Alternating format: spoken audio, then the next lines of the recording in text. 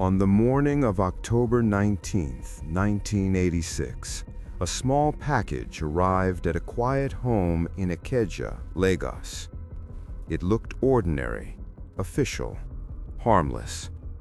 Inside that house was Dele Giwa, Nigeria's most fearless investigative journalist. Minutes later, he would be dead.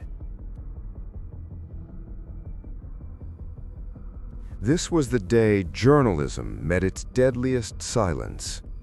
Dele Giwa was not just a writer. He was a man who believed that truth should never be negotiated, even under military rule. As co-founder and editor-in-chief of Newswatch magazine, Giwa investigated corruption, abuse of power, and the secrets of Nigeria's military elite.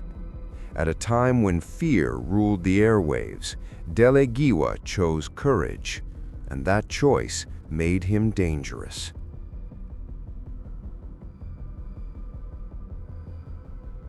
Nigeria in 1986 was under the control of General Ibrahim Babangida's military government.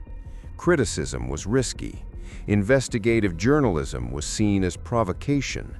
Yet Newswatch kept publishing, and Dele Giwa kept asking questions powerful men did not want answered. Just days before his death, Giwa was invited, some say summoned, by the State Security Service, the SSS. He was interrogated, accused of being involved in a coup plot. No evidence was publicly presented. Friends grew worried. They urged him to leave the country, but Dele Giwa refused. He believed that if journalists began to run, journalism itself would die. On that Sunday morning, Dele Giwa sat in his living room with his wife nearby. A parcel lay on the table. It was addressed to him by name. He opened it. The bomb detonated instantly. Dele Giwa was killed. Nigeria's first parcel-bomb assassination had just occurred. The nation froze. Never before had a journalist been killed so deliberately, so symbolically. A letter meant to communicate had been turned into a weapon. The message was unmistakable.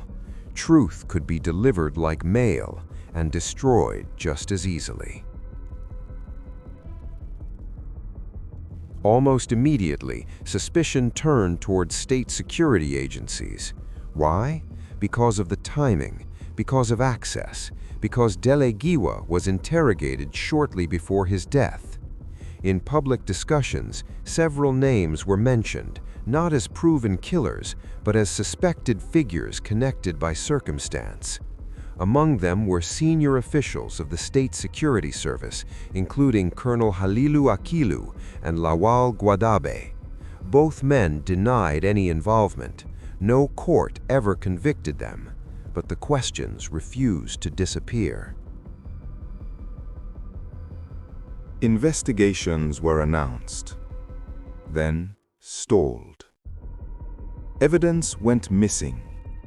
Cases dragged on. Witnesses fell silent. The Giwa family pursued justice relentlessly, but under military rule, justice was fragile. No one was charged. No one was punished. To this day, the murder of Dele Giwa remains unsolved. The effect was immediate and chilling. Journalists became cautious.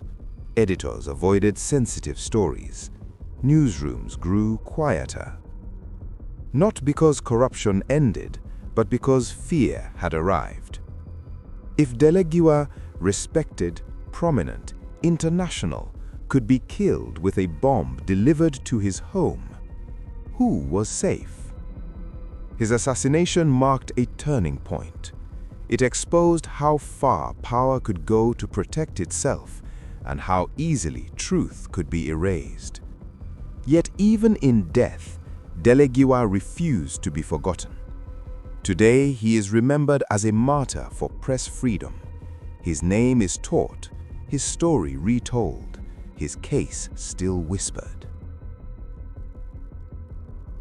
And the question still lingers. Who killed Dele Giwa? Why has the truth never been allowed to speak? And how many stories died with him that morning in 1986?